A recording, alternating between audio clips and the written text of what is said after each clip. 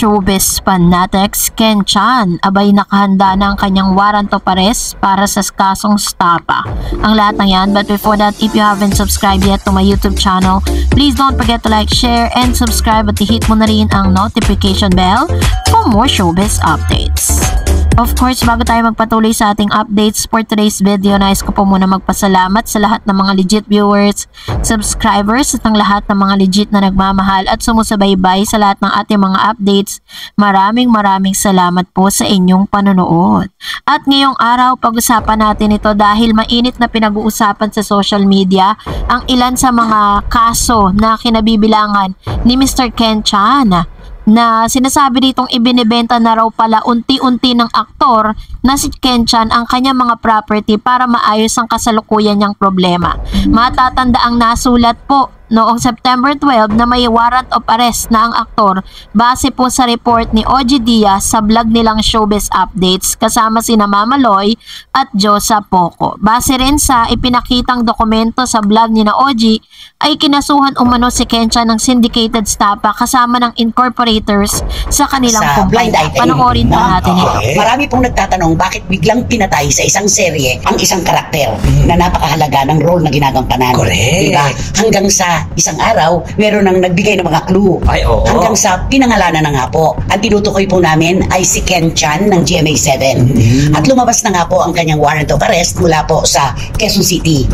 Ang nakalagay, Ken Steven Angeles Chan at iba pa niyang mga kasama na sinampahan po ng kasong syndicated estafa. Ayan ako. So, ito pong unang-unang warrant of arrest na lumabas, isa pa lamang po ito. Ayon po sa aming source, marami pang susunod. Dito sa unang to, 30 million ang halagang hinahabol. Sa isa pa lang po. Sa isa pa lang. According naman po sa isang post ni Manay Christopher Min sa kanya pong Showbiz channel, kung saan una na pong naipakita ito or na-feature bilang mga blind items na kung saan ay nagkaroon na nga ng mukha at pinangalanan na nga ito pong nasabing aktor. So sabi po dyan ay meron na raw ngang standing warrant of arrest laban kay Mr. Ken Chan. Ito ang ilan sa mga chika na kung saan sinasabi na dapat daw ay makapag-areglo at matapos. At ito'y kay Ken Chan na mula nang ibinalita natin ang vlog na ito. Tumawag sa akin para patutuhanang mayroon daw silang case against Ken Chan.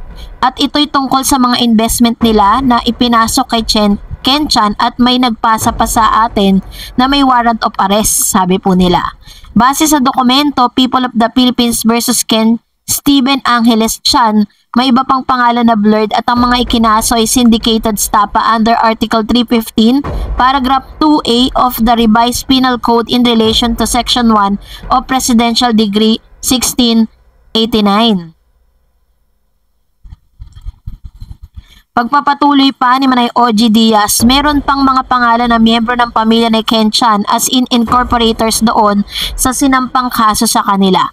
Yung isa naman ay nagsabi na 30 million ang aabot yung pera nila at ang mga friends niya na naipasok kay Ken Chan. Tapos meron pang isa na naghahabol din ng kanyang pera kay Ken Chan na ginagawang front. Yung mga business na sabi sa akin ay hindi naman daw naaasikaso ng madalas ni Ken Chan. At yung partner sa negosyo nga ni Ken Chan ay humiwalay. Na parang yun ang tinuturong salary na humakot ng kanilang investment. Totoo kaya ito? Ito ang ilan sa mga pahayag ni Manay OG. Tanong naman ni Mama Loy, sa totoo kaya Nay nagpaalis siya dun sa teleserye dahil sa kaso? That we really don't know kasi nandun na rin sa blind item at itong si Ken Chan ay hahainan na ng warrant of arrest. So si Ken Chan ay tinatawagan ko ay hindi pa rin ito sumasagot. Saad naman ni Manay OG. Dagdag pa, bagkus pinost ni Ken Chan, yung nanalo siyang outstanding entrepreneur and actor. Baliwala lahat ng ito kapag may ganyang issue tungkol sa integridad at dignidad. Kaya dapat ito hiharapin ni Ken Chan at kung mayroon mang pagkakautang mula sa mga investor at kung ano man na ipangako dapat to pa rin. Kaya Ken Chan, bukas pa rin ang ilan sa mga showbiz channel para po talagang ayusin niya ang mga bagay na ito. Pero sa dami nga, sabi nga dito na talagang nagbebenta na po itong si Mr. Ken Chan ng ilang mga property niya sa Tagaytay upang mabayaran ang ilan sa mga nagkaso sa kanya ng stapa. And Kamakailan lamang dahil po sa mga napapabalita patungkol kay Mr. Ken Chan ay nagpahiwatig po ito or nagbigay po siya ng kanya pong ng kanyang IG, no? Kapuso actor Ken Chan broke his social media hiatus with a series of posts amid reports that he was going through some rough times in his personal life. On his Instagram, Ken Chan made a random post about his imaginary friends accompanied by a picture of panda bear and troll plushies, seemingly sharing of somehow melted ice cream in a dessert glass. He also showed the proof of life when he posted a picture of himself sitting on what appeared to be a bed or couch, as well as a picture of his pancit canton and pizza meals and an AirPod case on Instagram stories. Chan post seemingly defied reports that alleged warrant of arrest issued against him for syndicated stapa, which was bared by showbiz blogger OG Diaz in his blog, which was posted on YouTube.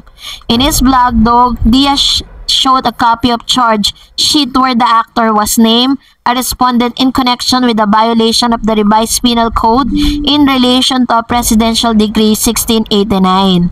So sa mga pahiwatig nga at sa mga post nitong si Mr. Ken Chan, parang pinapahiwatig niya na hindi po siya nagtatago kasi bagay na kumakalat po dito sa showbiz na parang nagtatago or parang tinatakbuhan ni Ken Chan ang ilan sa mga case na meron po siya. No, so kaya nga ang payo ng ilang mga showbiz insiders sa dapat daw ay harapin ito ni Ken Chan dahil kamakailan lamang napabalita na umalis po ito ng bansa, lumabas siya ng bansa, pero after pong kumalat yung balita, after 2 days ay po nag-post po siya ng mga pictures at mga status niya sa kanyang Instagram na nagpapahiwatig na hindi po siya nagtatago or hindi niya po tinataguan ang ilang mga taong naghabla or nagkaso sa kanya ng staffa.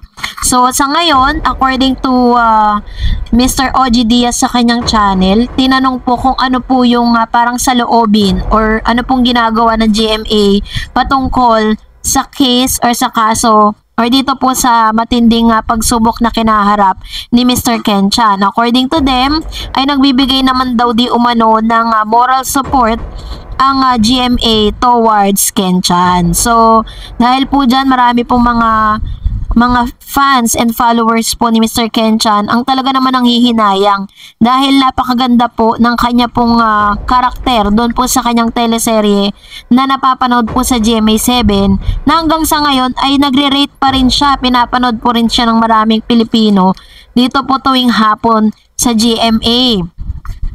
At kaya naman ang hiling ng ilan na sana nga raw ay matapos na ang dilubyong pinagdadaanan nito. Pero kung nagustuhan mo ang video na ito, huwag mo kalimutang mag-like, mag-share at mag-subscribe at i-follow mo na rin ang aking Facebook page, Dareds TV. And also, I have my TikTok account which is Dareds TV. Pwede nyo rin po akong i-follow doon. Thank you for watching guys. God bless everyone!